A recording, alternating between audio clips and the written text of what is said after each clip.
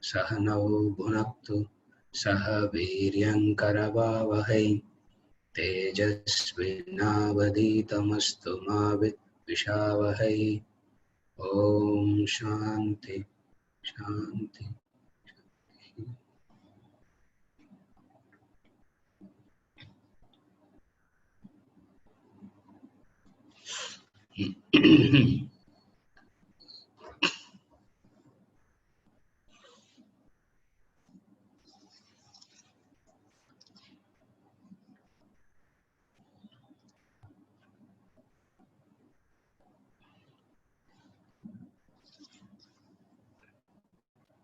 The lesson human composition.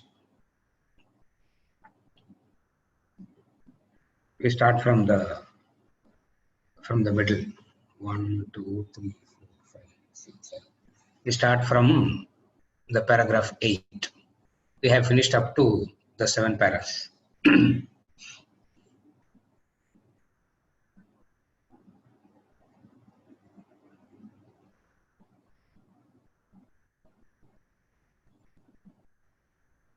Till now what we have seen is the assumption that there is self, the assumption that there is God, the assumption that there is self is not just a mere a blind faith, a blind belief.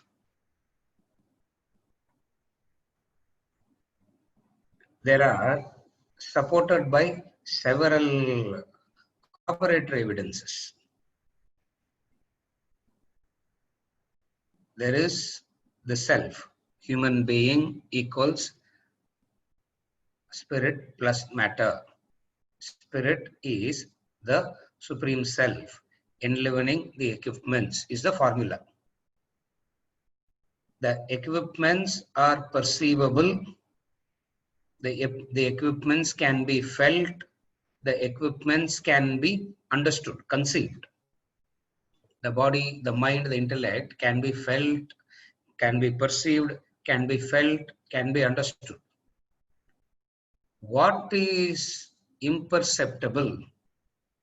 What is that which cannot be comprehended by the intellect or that which can be felt by the mind is the spirit.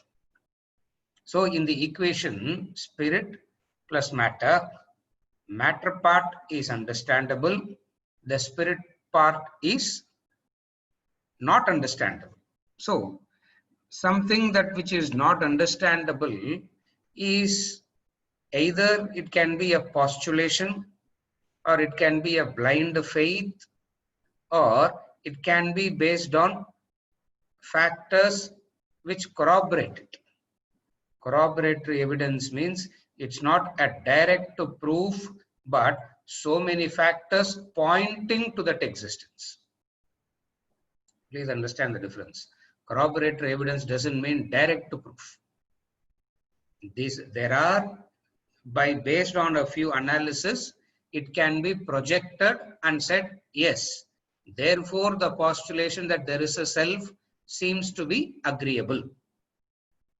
Corroboratory evidence means based on some factors, based on some analysis, we come to the conclusion and say, therefore the equation human being equals spirit plus matter is an agreeable, logical, reasonable equation, which is what we are attempting in this lesson. Now we are going to discuss the few corroboratory evidences. Before we enter into the corroboratory evidences, we need to know the difference as in corroboratory evidence versus something which is a direct proof. The body, the mind, the intellect is directly perceivable, provable. The existence of the spirit is something which cannot be, proven, but you can conclude and agree, yes, it is reasonable to agree so. Why do we say this? Because of the fundamental factor that for anything to be proven, you need a corresponding instrument. This is the law. This is the, for anything to be proven, you need a corresponding instrument. Only the corresponding instrument proves the existence. For example, you are hearing me. What is the proof that you are hearing me? The ears. You are seeing me. What is the proof that you are seeing me? Your eyes.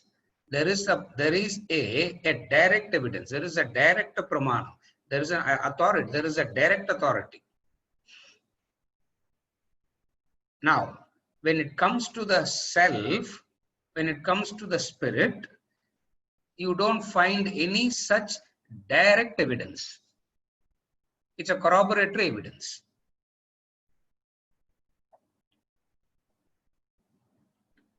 To say that there is God affirmatively has no meaning. To say that there is no such thing called God affirmatively again has no meaning, because negation or assertion is possible only with the corresponding equipment.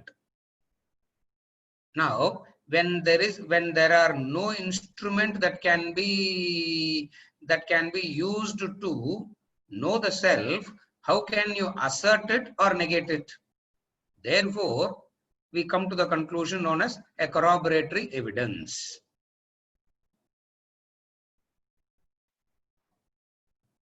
Minus the eyes, there is no other pramanam for color and form. Correct? Are you able to follow? Minus the eyes, there is no other way for color and form. You can't say, okay, if the eyes are not there, temporarily through the nose, I can see color and form. Can you use that? You cannot. Therefore, there is a direct instrument that is relevant.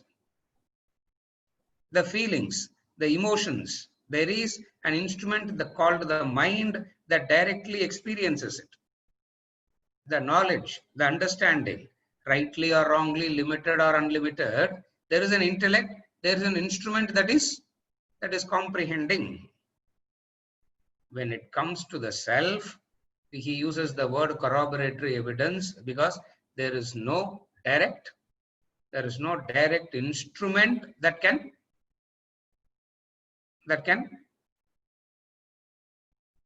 prove it. It means what? The existence of it is there, but there is no instrument that we have to prove it. So it is dependent, it is agreeing the limitations of the equipments. The first thing that you have to agree here is the limitations of the equipments. Only when the limitations of the equipments is accepted as a fact, is agreed as a fact, the corroboratory evidence will make some sense. Are you okay till now? Now, leave aside God. Even in the relative world also, in the relative experiences of the eyes, ears, nose also, the eyes, ears, nose has a limitation. Correct? The dog's whistle, we don't hear. The dog's whistle, we don't hear. The eyes can see only within a range. So the equipments per se is used as a proof, but again you cannot completely rely on the instruments as a proof because the very instrument themselves are limited by nature. So number one, instrument can directly give you a corresponding knowledge. Number one, I'm just summarizing what I, idella basic formula. The formula allam purinjadha it becomes easy to see. All this All this is assumed that we know all this already. All this, it is assumed that we know this basic kind of analyzing already. What I am doing is, wherever I get a chance, I'm introducing the analytical methods of what are all the analytical methods and the formulas that the Shastras uses. What is it? The instruments are capable of producing a knowledge. Since it is the instrument that is producing that knowledge, the knowledge that is produced by the equipment is called a conditioned knowledge. A conditioned knowledge that is conditioned by the respective equipment. Number one. Number two, the equipment themselves are limited in nature. Therefore, all the knowledge that we have will be restricted to the boundaries of all the knowledge that we can possibly have will be restricted to the boundary of the equipment. With the eyes, we are able to some extent.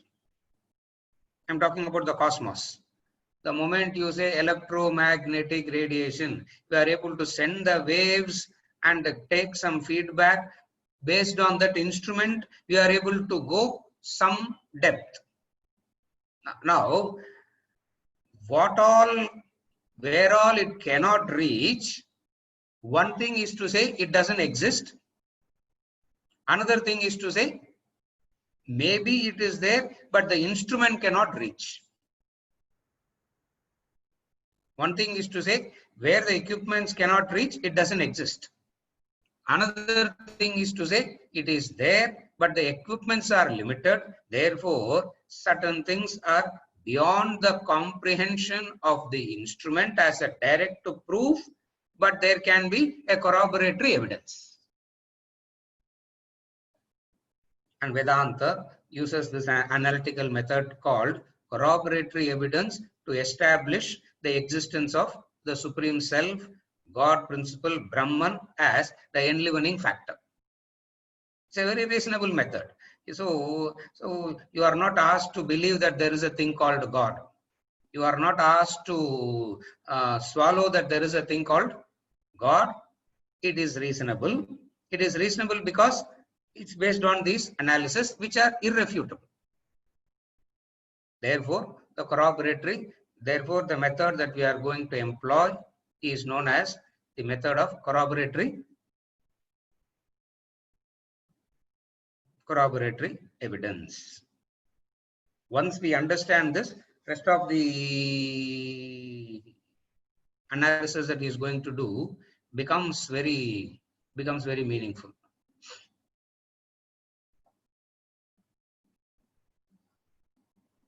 Rajavel, you have something to... You have a doubt?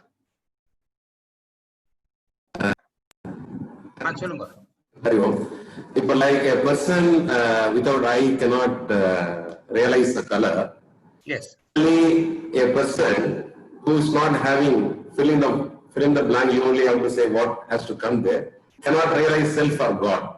Yes. So what is that?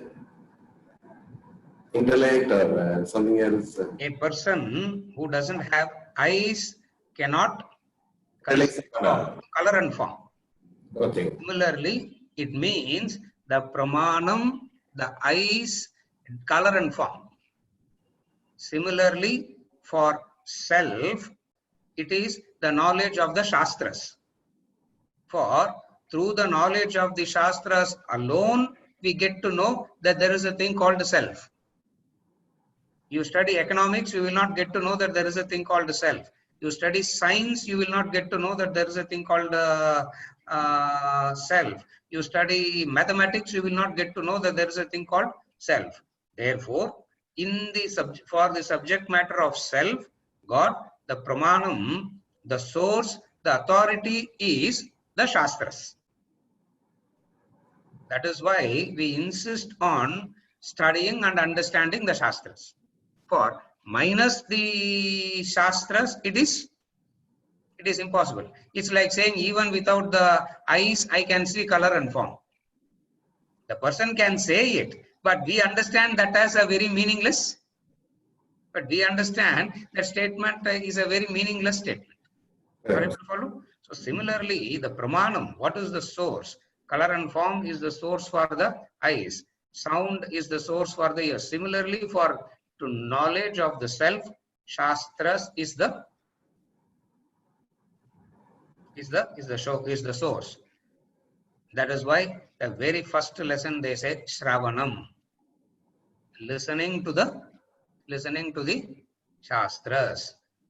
Not only they say Shravanam, of the authoritative sources of knowledge, we have kept Vedanta as a separate authority. Pratyaksha, Anumana, Upamana, Agama. The four sources of knowledge. Of the four sources of knowledge, we have kept Vedanta as the fourth source of knowledge. Why we have kept Vedanta as the fourth source of knowledge? Because Vedanta, the subject matter of Vedanta is that what the other pramanas cannot reveal or contact, Vedanta reveals. Supposing if there is another instrument through which you can see color and form, supposing if there are two instruments through which you can see color and form, then you can't say eyes are the only pramanam, no? Logic in that. But then there is only one source. So it means that particular source will talk about only that which the other sources cannot talk about. So in this, so the subject matter of self, God, Brahman becomes the exclusive subject matter of the Shastra. That is why when you come to Vedanta, we cannot ask about microbiology. We will say we don't know that. Why? Because that's not the subject here. Supposing if we come and ask about nuclear science, we will not know that. Why? Because that is not the subject matter here. So the pramanam here for a person to know the Shastras, Vedanta becomes the pramanam. The only difficulty when we say this is, it looks like we are very fanatic about it and we are so pig-headed about it that we are saying that only through Vedanta, only through Shastras. People take it as so, how can you say, sir? It's like saying color and form through the eyes only. What is the pig-headedness in that? Sound is through the ears only. There is no other way it can be known. What is the pig-headedness in that? You follow what I'm saying? For every respective field has their own field of knowledge. Every pramanam has its own field of knowledge. So for Vedanta, to know about self, Brahman, God, Vedanta is the source. Here, when we say this, first thing, the first objection is people get very thing about saying, oh, why are we so fanatic? That is the first objection. The second objection is, supposing if a person doesn't know Vedanta at all, will he not know God? Supposing if a person doesn't know Vedanta, supposing a person doesn't know English, doesn't know Sanskrit, doesn't know Tamil, doesn't know whatever languages we are speaking, like some person in the remote African forest. It means, can he not know? It means, can he not know God? They may know like the blinds have seen the elephant. Yeah. They may know, they will have their own limited concept of God. They may have their own limited understanding of God. They may have some understanding, some vague understanding they may have, but that would be so limited and so restricted and so constricted, which doesn't fit under any logical, which will not stand to any logic and reason. Here we say this is an authoritative knowledge because so much of time and energy has been spent on developing a system of logic and reason through which we get a conviction. That is why he said in that paragraph that they are not blind beliefs. Though it seems to be prima facie, it seems to be absurd, ridiculous, but yet it is not that ridiculous. So the second objection would be, what if a person doesn't know? That person may end up having his own concept of the higher. The third possibility is a person like a Ramana Maharshi, where you have not seen him going through any Sravana, Manana and all that. The third objection, where you see a person like Ramana Maharshi, where he has not gone through Sravana, Manana and all that. Therefore, therefore a person like Ramana Maharshi is the proof of Vedanta not required. No. For which, read Ramana Maharshi, he says, go to Vedanta. For which the answer he gives is, go to the Shastras only. For he is not saying, I am the authority, forget Vedanta, forget I. He doesn't. Therefore, though the category there, a person like Ramana and all that are there, which are exemptions. Exemptions don't make the rule. So there the logic and reason is, exemptions don't make the rule. Secondly, those who have attained, those who claim to have the true knowledge of God, they also say, go to the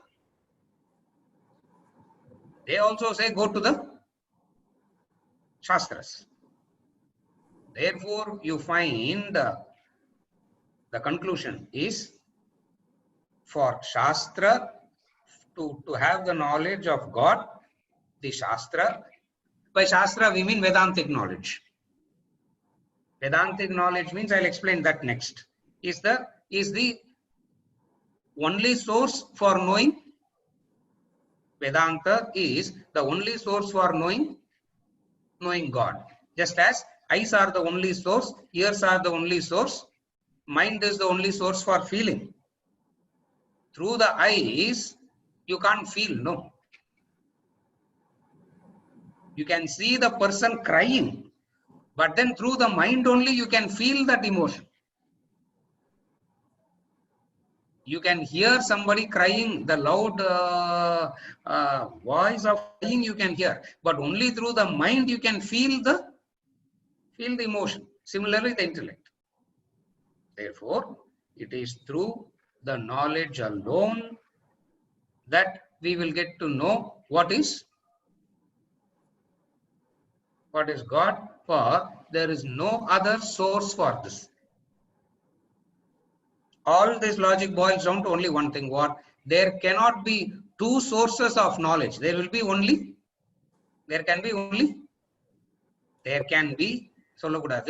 there is always only one source.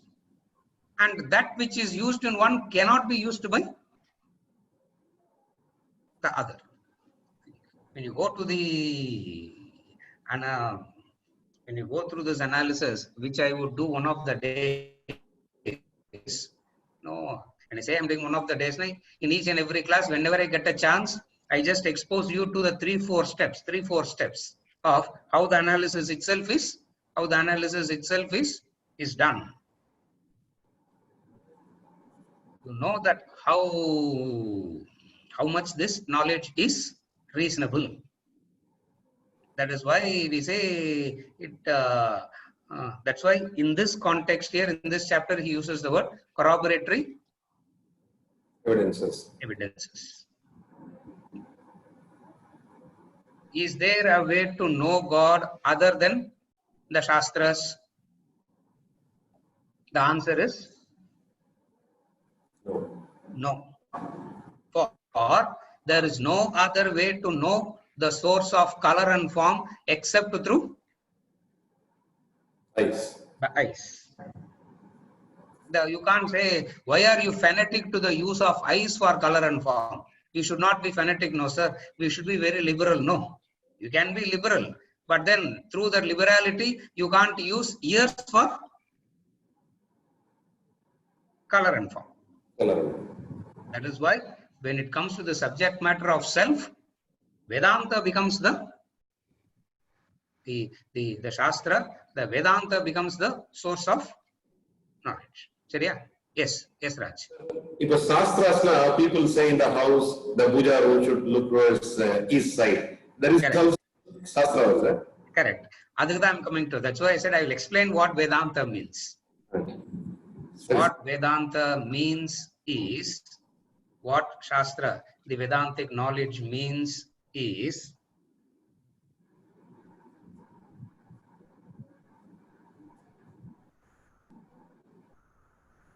knowing that by which everything is known. That is knowledge. Knowing that by which everything is known.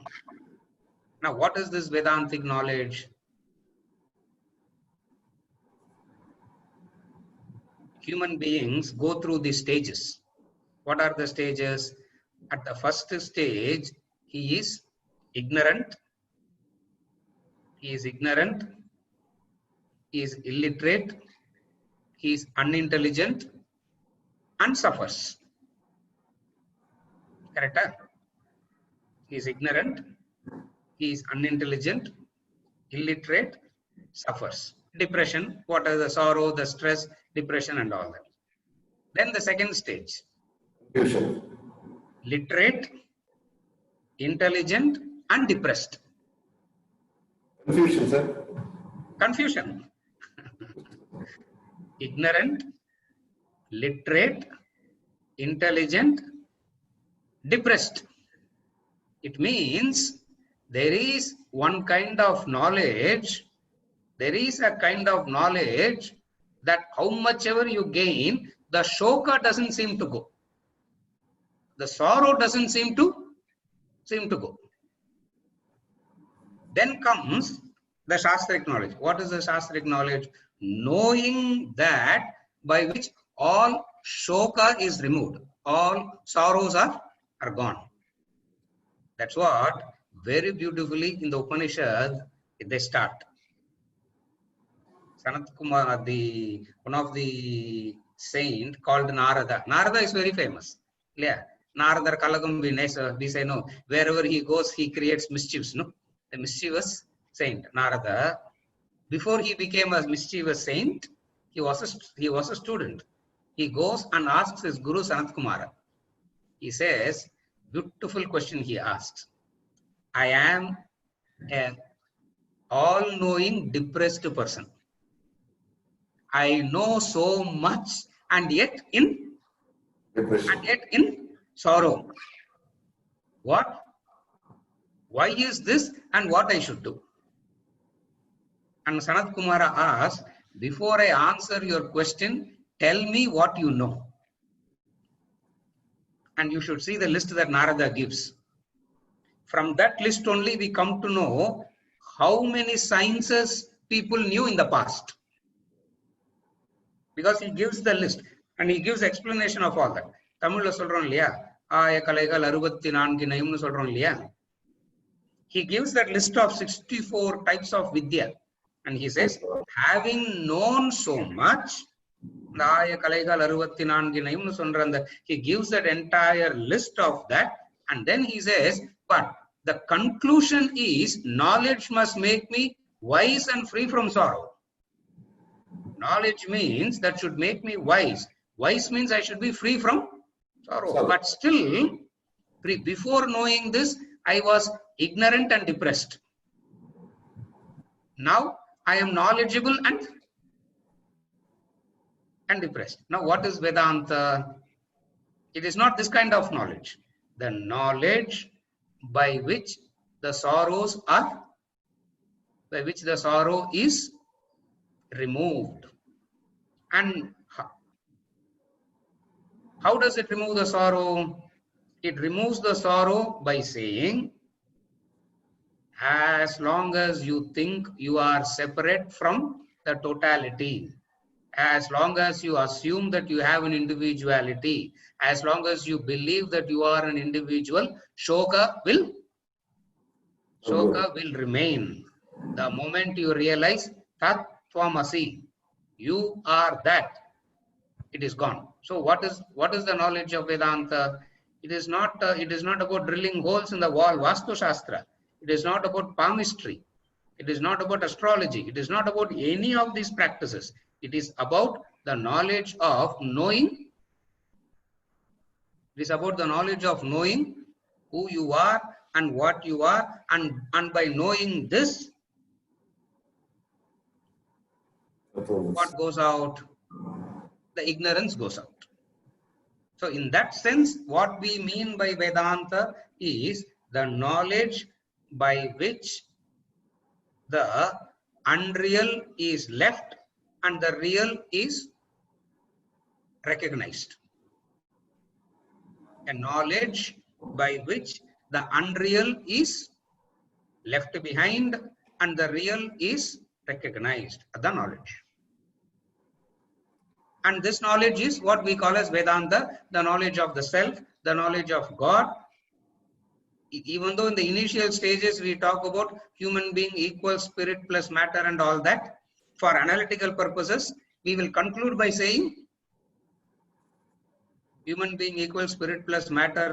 Which part is you? Are you the matter part? Are you the spirit part? Then it will come to the conclusion and say, which is what we are going to study now. Even though there is a matter part, you are not the matter part. You are the spirit. You are the self. You are the God. So what is the knowledge of Vedanta? The knowledge means that should reveal an identity. That is knowledge. This is the definition of knowledge. Knowledge means it must reveal the true. It must reveal the true identity. If the true identity is revealed, then only it can be called as knowledge. Yeah, are you okay? It's the very simplest. I'm trying to keep it without using very scholarly terms and the high flow and stuff. I'm trying to keep it in a very simple way. Knowledge means that which should reveal an identity. And when it reveals an identity, it should reveal it as it is. Knowledge must reveal an identity, and when it reveals the identity, it should be revealed as it is. Then only it is knowledge. Supposing if it is revealed in the way that I want it, then it is not. Then it is not true knowledge. Then it is not complete knowledge. Therefore, what does Vedantic knowledge means? The knowledge that reveals the true identity as it is. What is the identity as it is what we are going to study now. Is the actual analysis that we are going to do now. So, what people have misunderstood as Shastra is not what we are discussing.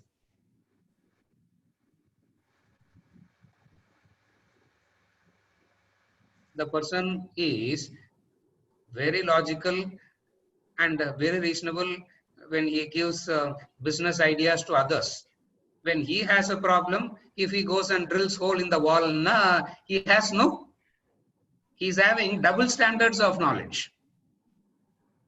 Are you able to follow? He's having double standards for knowledge. One of the leading pediatricians here in Chennai, she told me, sir, for anybody else, when the child falls sick and all that, I recommend treatment, this, that, and everything. When my son falls sick, I immediately go for Vibhuti. Why? I will not. I start panicking so much that first thing I look for is, where is that Vibhuti Dappa from the puja room? We are not saying you should not use it or anything. You can't, then it is not true knowledge. Because it is revealing, double standards. So knowledge means that which is as it is, and whoever comes in contact with it will know as it is only. Sugar is sweet. Whoever comes in contact with the tongue and all that will get to know as it is. Not a single person will come in contact with sugar and he will come back with a conclusion that அது என்னவோ தெரியல, இந்த sugar மட்டும் நல்ல பாகற்கா மாதிரி இருந்துச்சு. Nobody can say that. Nobody can come and say, I had one sample of sugar which tasted like Karela. It means it's not a complete knowledge. So what is knowledge? Knowledge means it should reveal it. Knowledge means it should reveal something. And when it reveals, it should be as it is. As it is, without anybody influence. Without anybody, nobody can do anything to it. See, nobody can remove the sugar, nobody can remove the sweetness from the sugar, which is why it is called as it is. Are you able to follow? So similarly, when it comes to your true nature, Vedanta says the self, when it comes to you, it says the self is the true nature, and they go through some analysis. And it is so compelling. The logic is so reasonable, it is so compelling that if we are open-minded and little bit listen, we will get thoroughly convinced. Little bit of open-mindedness and some logical ability, we would be able to grasp what they are saying. And the beauty of the Shastras, as I said in some other class, is they will not use complicated examples at all. They will not use complicated words. They will not use complicated examples. They use very simple examples like rope and the snake, clay and the rope and the snake, the clay and the pot, the ocean and the wave. The examples that they use are, why they are able to use such a simple example is because from this we infer what? Right message. When the knowledge is being simplified, it means refinement has happened a lot. For knowledge to be simplified, so much of thinking has gone into it. Then only knowledge can be made simpler. For knowledge, if a knowledge is being made so simple, it means what? So much input has gone in. So much of thinking has gone into it. So much of input has gone into it. Then only it can be made simple. Now, so many things are complicated because that much of reasoning and analysis is not being done in the way that reasoning and analysis is done here. Seriya? Sir, the Narada, what reply he got, sir, from Sanat Kumara? Huh? Narada, what reply he got from Sanat Kumara, sir? The reply of Narada, I only talk about the question. I don't give the answer. Every time, even during this Yama and Nachiketa's discussion, I talk about the question of Nachiketa so much that what is the answer, sir? Next class we will. Next class, when is that next class? God only knows when is that next class is. The answer that he gives is, as long as you are seeking an external source for the removal of sorrow, sorrow will not be removed. As long as you believe that there is an external cause for sorrow, sorrow will remain permanently. From this we derive the formula. Vedanta says, you are the cause of your fortune, you are the cause of your misfortune. You alone is responsible. Idu yaarku sonnadunna, Sanat Kumara taught this to Narada. Because he said, you know, after knowing so much also, why are you in fear? Why are you in agitation, depression? Therefore, what do we understand from all this? We understand this. What? Knowledge must reveal itself as it is, and it should remove the ignorance. The moment you have knowledge, it should be clear so that you don't go back to it. 2 plus 2 equals 4. You don't say 2 in the mind and 2 in the, I will not say 2 in the mind and 2 in the fingers anymore, for it's clear. So, what is the answer that Narada got from Sanat Kumara? He says, Narada, you are asking for what is the solution for Shoka? Though knowing so much, why am I still in fear and sorrow? Why am I still being disturbed? What he is asking is, why am I having so much of knowledge? Why am I still disturbed? Why that peace that I am seeking for remains very, very elusive? For which Sanat Kumara says, Narada, that is because you are stuck in the knowledge of plurality. From plurality, you come to non-dual, Shoka goes out. This is the technical answer.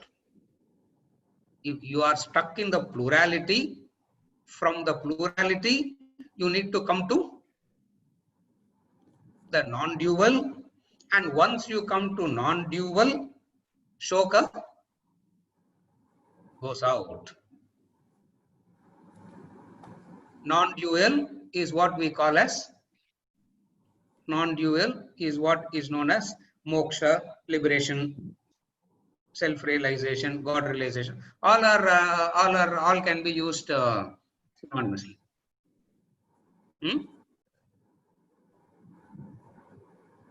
Such a wonderful knowledge. And they also say it is so beautiful, so intoxicating, don't get lost in this. Use this knowledge to get to yourself. Otherwise, this knowledge is so, the sheer analysis, the sheer penetrating capacity, the sheer knowledge, the sheer analysis itself is so intoxicating that you will get, there are so many people who got lost in that. So the great master will come and say, use it, but don't get lost in this also. Vajagovindam, Vajagovindam, Vajagovindam, Mudamate, Samprapte Sannihite Kale, Nahi Rakshati Dukran Karne. Don't get lost in, though it is such an, I tell you, it is so intoxicating, and the intoxication at the subtlest equipment level, the quality of the intoxication and the longevity of the intoxication is so much. Yes, sir. You have a peg, told a few hours irukuma. You have a peg, few hours irukum. You take a drug, maybe for a couple of, maybe another extra few hours. But nevertheless, it diminishes. And when the sorrow, pain comes back, it comes back with a greater intensity. So there's an emotional thing, and then there is this knowledge that is so intoxicating. Just the sheer theoretical analysis itself will make you fly in a high. There the Guru will come and give one knock at the head and say, like in the Kenopanishad, part 2 of the Kenopanishad, the Guru will give one knock at the head and say, you are still caught up with the words, you are still dabbling with the words, go beyond the words too. This is the last. All knowledges will be very critical of others, but not about themselves. Vedantic knowledge is so critical about their own self. That is why analysis after analysis after analysis, questions after questions after questions, they will prove all others are wrong and how they are right. Vedanta says even this words also has its own limitation. So the objectivity that they show is so extraordinary. The objectivity that they show to their own self is so extraordinary. This objectivity is what in layman's term called as humility. They know so much and yet they are so objective to it, and they say, I don't know. It is a beautiful body of knowledge. The corroboratory evidence in only he is going to do some analysis. So once with this background of how we analyze, if we read through this, it becomes easy to understand. If we go through this, we have heard this any number of times. The next few paragraphs that I'm going to read now, we have heard it any number of times in all the lectures, in all the discourses. So the moment he starts this analysis, like a joke I keep saying, the moment he starts this analysis, everybody will switch off. Because they know what he is going to say for the next 20, what he is going to say for the next 20 minutes, they switch off and they will finish what all work they have to do and come back. For he will be still doing that analysis only. And yet, now if you, with the background of what I discussed today, we read this, we understand there is Vedanta has provided enough reason to substantiate the belief. Enough reason to substantiate the belief. With this, I go into the text. I read the text. It may take 5-6 minutes for me to read the text, and then I'll give the explanation, because it's a continuity of the analysis. So I read the text. Chapter 9, Human Composition.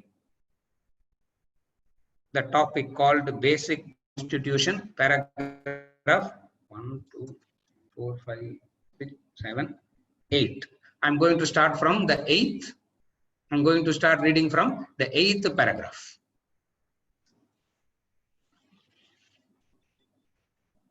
You refer to your equipments as my body, my mind, and my intellect. The use of the possessive pronoun my indicates there are two factors, the possessor and the possessed.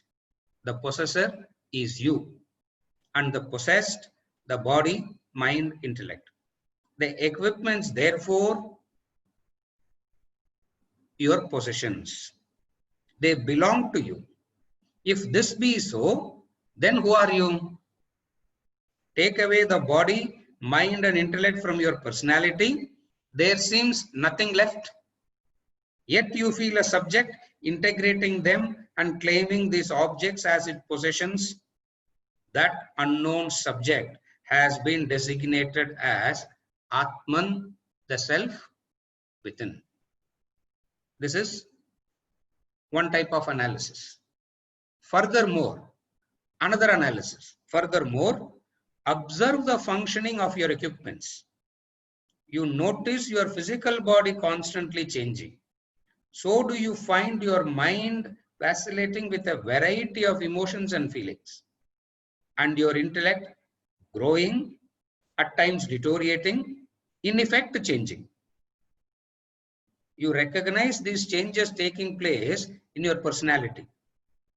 Such recognition is not possible without there being a changeless entity. It is a law of science that a change is noticeable only with reference to a changeless factor.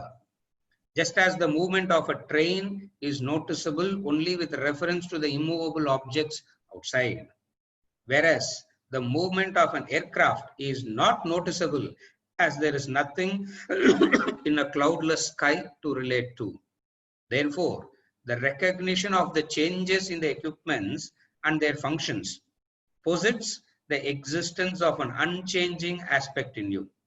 That unchanging being is said to be the Supreme Self. Second way of analyzing.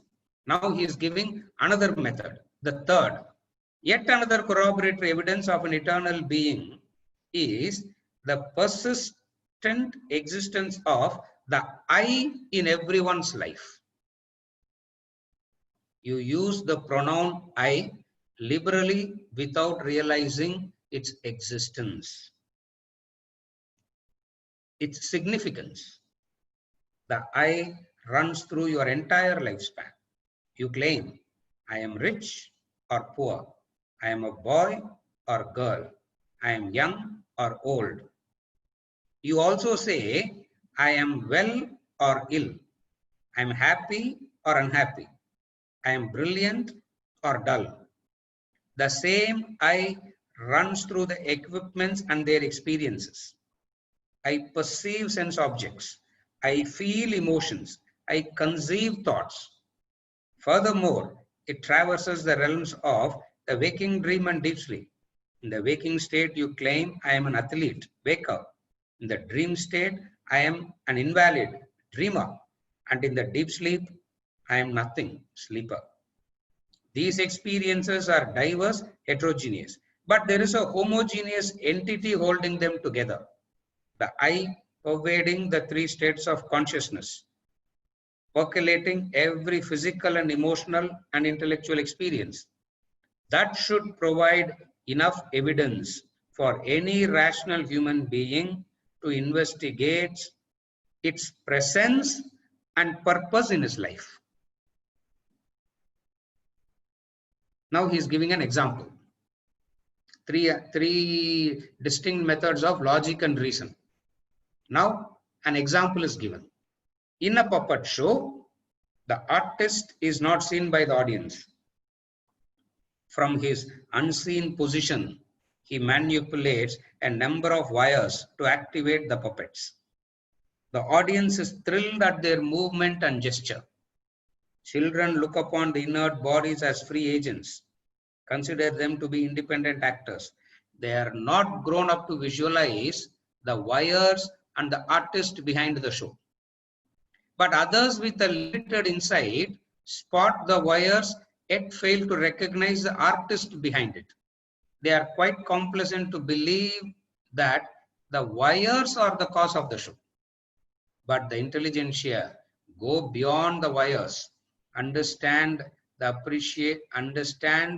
appreciate the work of the artist behind it all. Likewise, ignoramuses look at the world with wonderment, consider beings as free agents, have no clue of anything beyond the external manifested world. They give all importance to the physical body and its actions. The more intelligent recognize the inner strings of the mind and intellect, playing upon the otherwise inert bodies. But those with spiritual insight see the supreme and manifest power as the primal cause of the manifest world of beings. Perceive the divine conductor of the orchestra of life, while the ignorant, out of sheer intellectual fatigue, dismiss the existence of the transcendental being. You would be wise to study the human composition thoroughly, go through the process of self-analysis, practice appropriate spiritual discipline, develop deeper philosophic insight, and pursue the evolutionary path until you discover the Supreme Self. Attain spiritual enlightenment.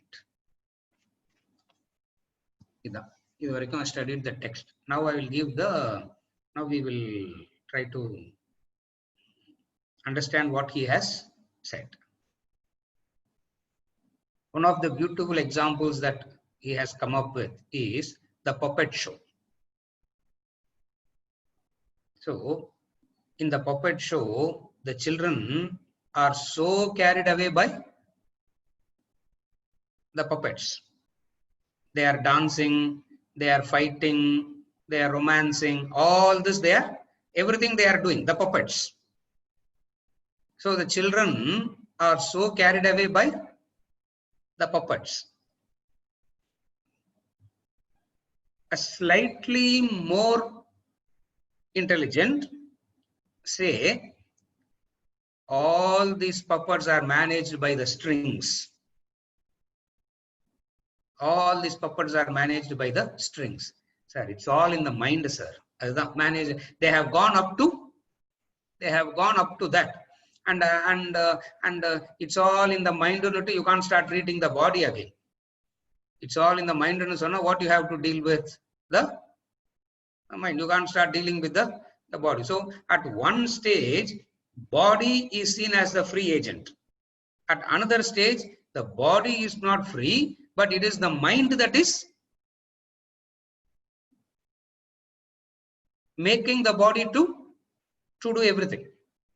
Now, this is coming up to the level of the strings. What Vedanta says is, beyond the body, beyond the puppet, beyond the string, there is the unseen hand of the, there is an unseen hand that is managing and controlling everything. Yeah. That is why in Tamil also they say, yeah. அவன் ஆட்டு வைக்கிறான் நான் ஆடுறேன் they say, no. Puppet. There is the hand that is, yeah. Cinema song லாம் கூட வந்திருக்குது இத பத்தி நிறைய. Quite a bit of movie songs also have come. The hand, the unseen hand. Vedanta says, go up to the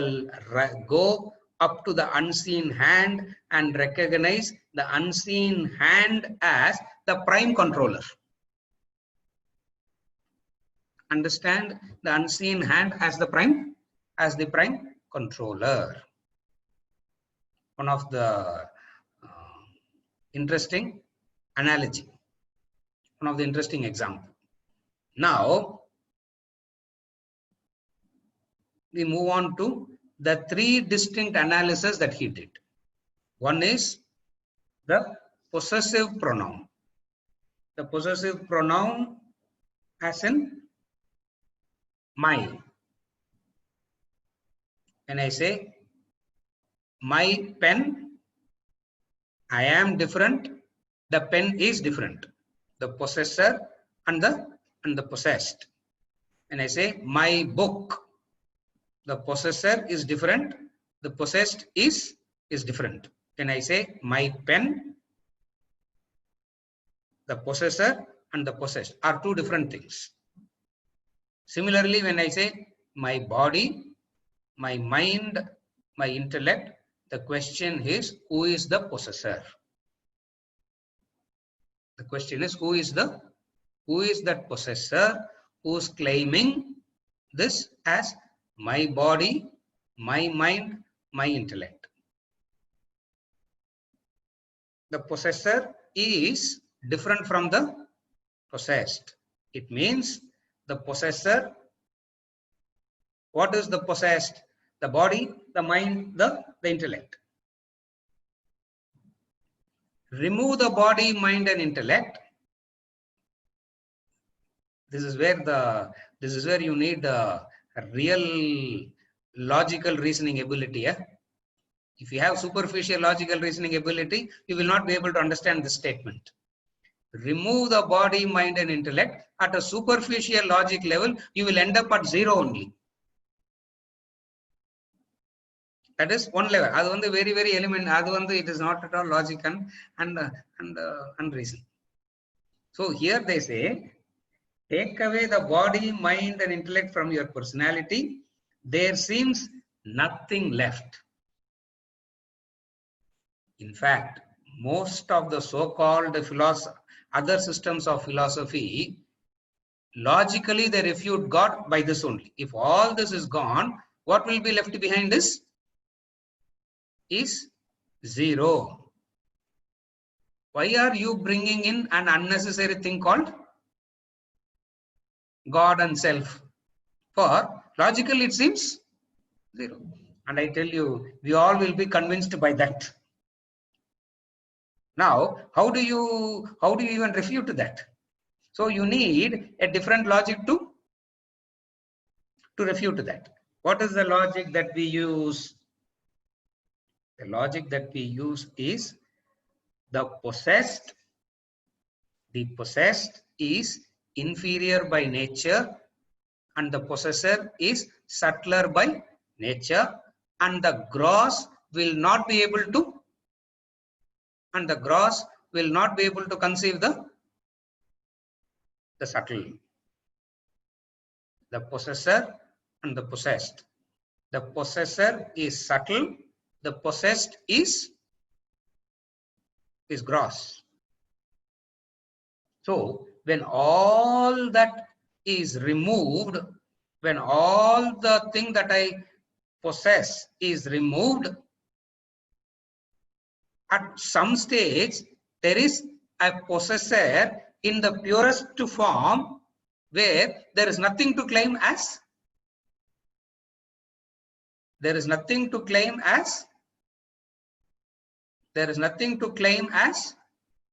mine. There is nothing to claim as mine.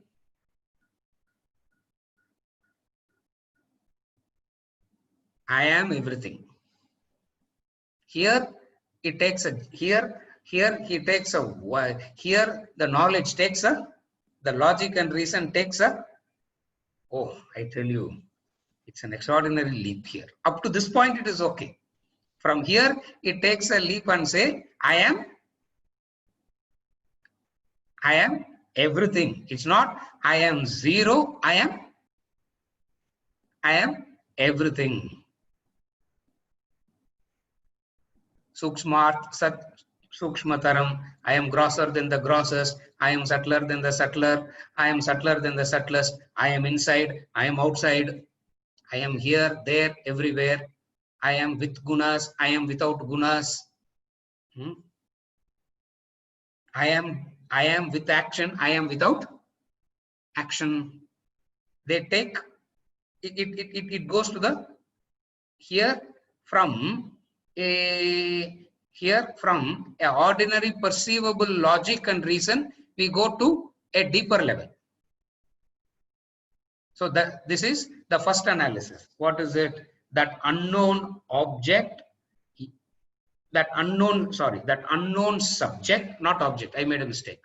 That unknown subject has been designated as, and the unknown subject or pair kudukanum illaya, and that name that is given is Atman, self, Brahman, God.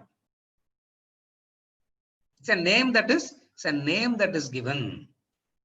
That's all. Some identity is given for you to focus your thinking. That's all. This is analysis number 1. Now the analysis number 2. Analysis number 2 is observe the functioning of your equipments.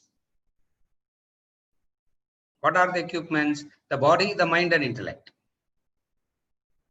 The body, the mind and intellect. You recognize these equipments changing. You recognize these equipments changing. Change is noticeable only with reference to a changeless factor. Unless there is the changeless background, changes cannot be noticed. The speed of the train is noticed only when you look at the stationary platform. Only when you look at the speed with which you see the posts on both sides, no? You see through the window, the post is stationary only, but the speed is noticed only because of the unchangeable post. If the post is also moving, now what will you do? Imagine this. If two trains are moving in the same direction, the same speed, 100 kilometers an hour, you can exchange coffees from one window to the other window without spilling. For the change will not be noticed at all. Now we are noticing the change all the time. We are noticing the change all the time, and yet we want that changelessness also. We are noticing the change and also changelessness. What is moksha means? Changelessness. Eternity is moksha. Liberation is enna liberation from sorrow, liberation from punarjanma. Adalla vandu very, very superficial way of defining moksha. What is moksha? Eternity is moksha. Now you have to establish the eternity of moksha. Then only it is, unless you establish that moksham is eternal, it cannot be called as liberation, moksha in the first place itself. Therefore, how this eternity is established? The eternity is established by noticing the eternity is established because you are able to notice all the changes. That which makes you to notice the changes is because there is a changeless entity at the background. That changeless entity is given a name called Supreme Self, Atman, Brahman, God, any word. You can use any word. If you don't like any of these words, discover your own word also and you can use. It doesn't really matter. What it means is there is the recognition of the Supreme Self, the second reason. And the third one is, previously we spoke about the possessive pronoun. Here we are going to talk about the pronoun, the simple pronoun, I. There we discussed mine. Here we discuss the I.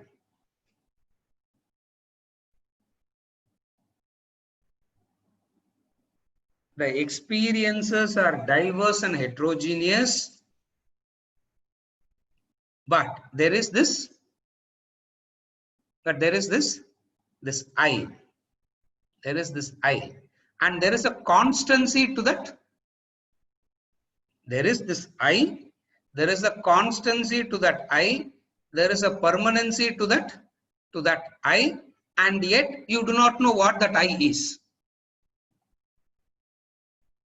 There is a constancy to that I, there is a permanency to that I, and you are using that I all the time, and yet you do not know what that I is. What is that I? The I that percolates every physical, emotional, intellectual experience. The I that pervades the three states of consciousness. The I that holds everything together from birth to death. I am born. I will die. I existed in the womb. I existed in the womb. The death of the body doesn't make you to believe that you are going to die. No. The death of the body is not the death of You. It means there is something that is holding everything together, and we are using it, we are associating with it, and not knowing what it is. In the Chandogya Upanishad, 6th chapter, the entire Vedanta is contained in these 3 words: Tat Tvam Asi. Tat Tvam Asi. In the Chandogya Upanishad, 6th chapter, it comes, where the father teaches the son, Shvetaketu. Beautiful tradition where the father himself is the Guru. இப்பலாம் தான் குருன்னு ஒருத்தர் தனியா இருக்க வேண்டியிருக்குது. Such a very difficult. In those days, the father himself is the Guru. So here you find that where the father teaches the son.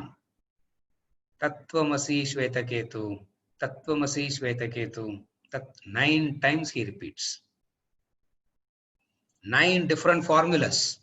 9 different formulas, 9 different analysis. The conclusion remains the same. Tattvamasi. And all these are stated without any logic reason. Only statements are made. Only statements are made. Yeah. Upanishad, they just make the statement and they go.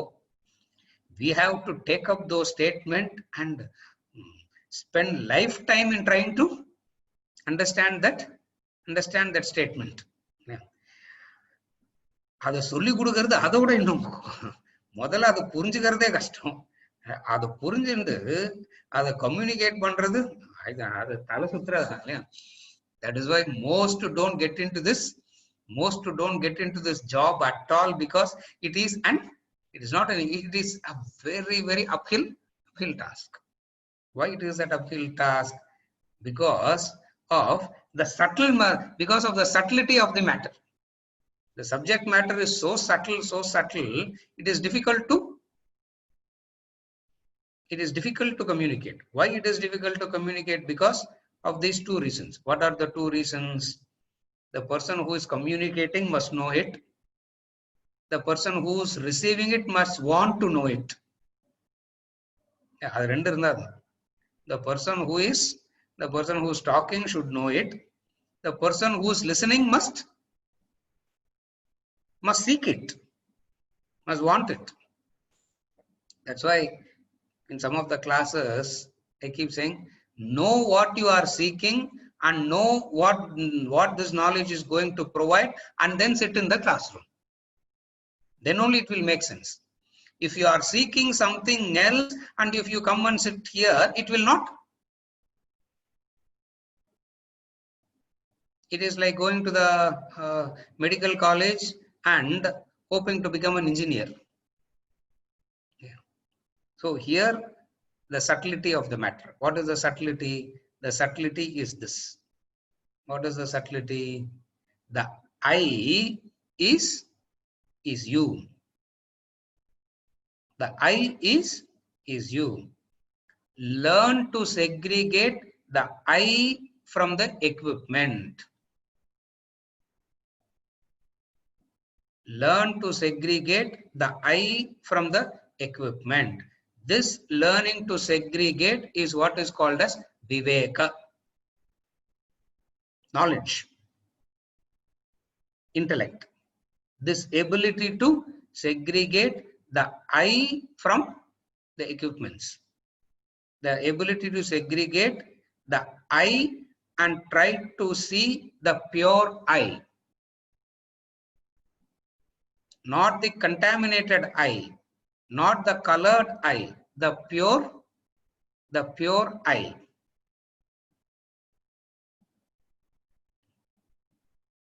The child who has not seen pure water at all in the life believes Coca-Cola is water. No,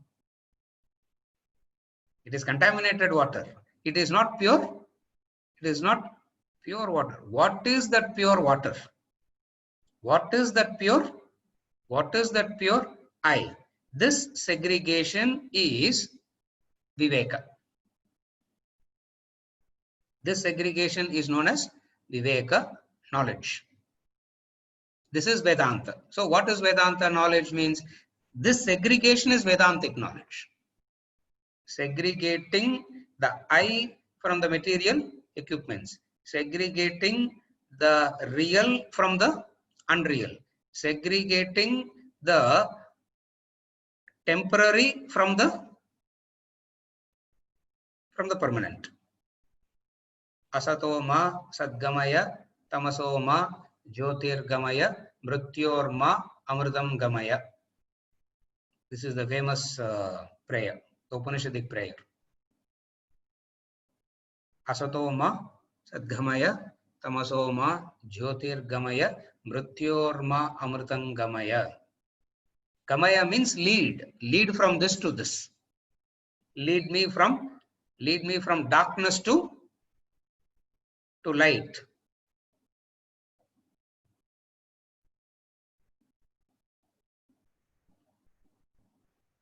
Lead me from mortality to immortality. Lead me, lead me, lead me. Which is the power of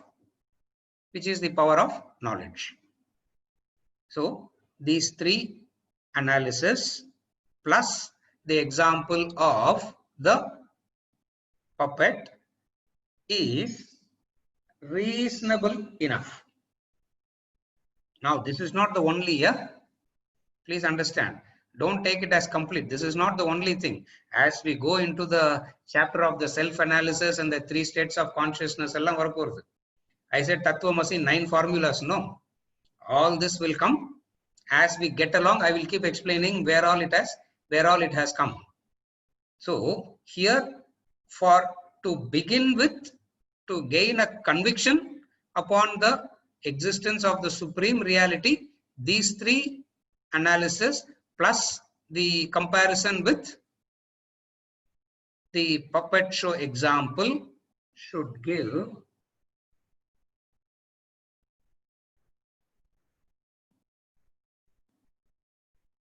reasonable conviction to pursue the knowledge. Most what they do, out of sheer intellectual fatigue, dismiss it. Out of sheer fatigue, dismiss it. Yeah, that is why we say, sir, too much of mathematical analysis, sir. There has to be some dance, some drama, some jokes, some entertainment. It will be nice. They are not saying all that should not be there. But what is knowledge? It is pure, simple. It is pure, simple, uncomplicated analysis. There's a clarification. I'll take the clarification and I conclude. Self is witness, consciousness, nirguna. Is it not in contrast to self being the perceiver, actor, feeler, thinker, contemplator, the real I?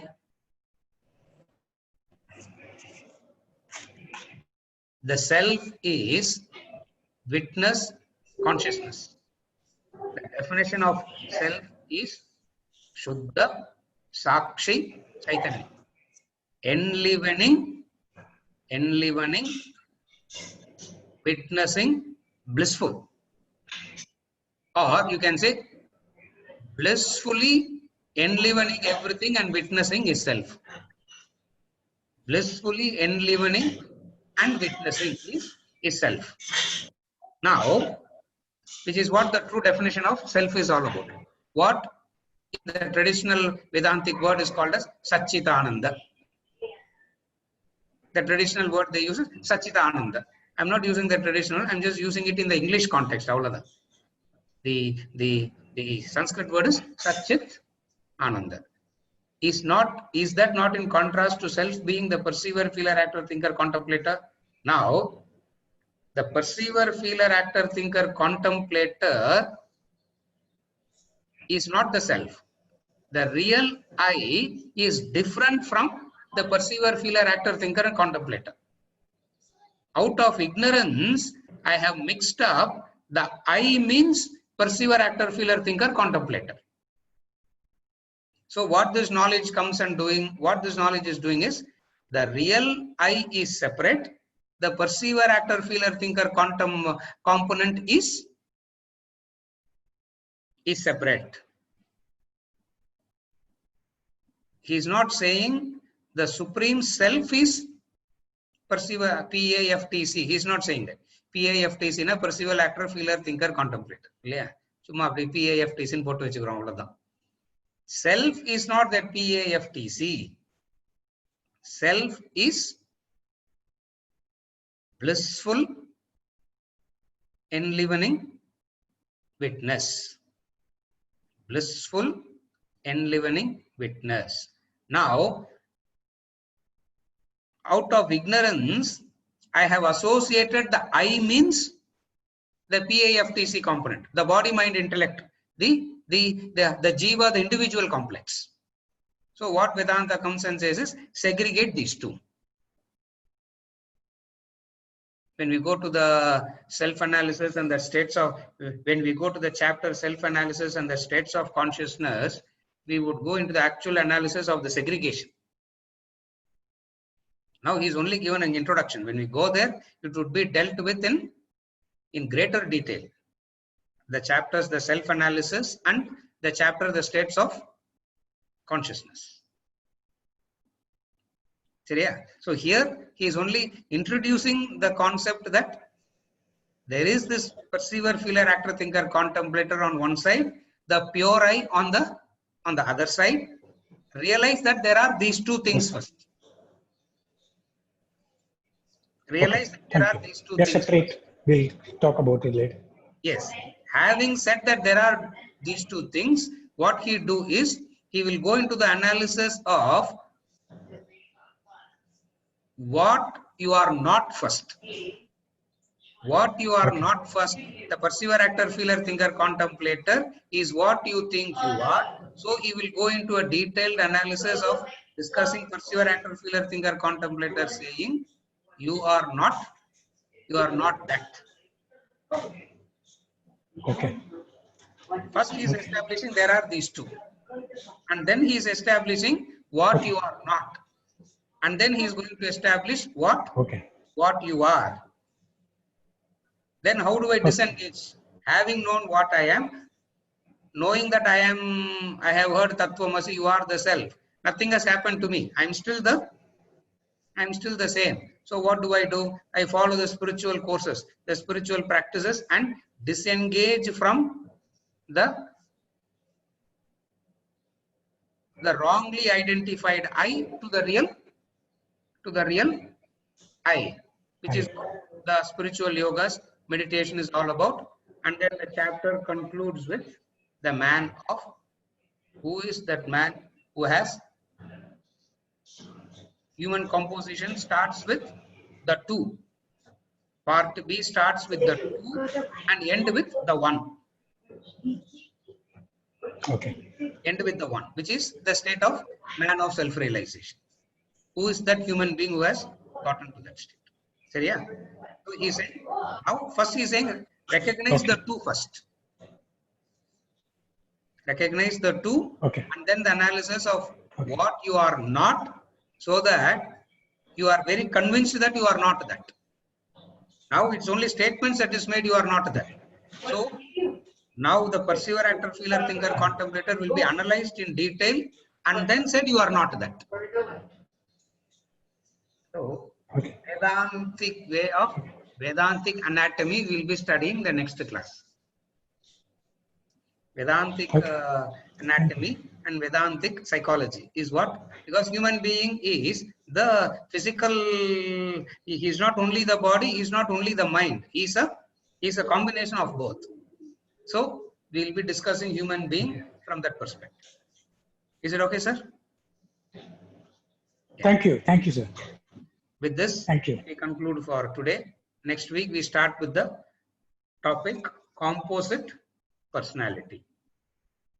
Anyway.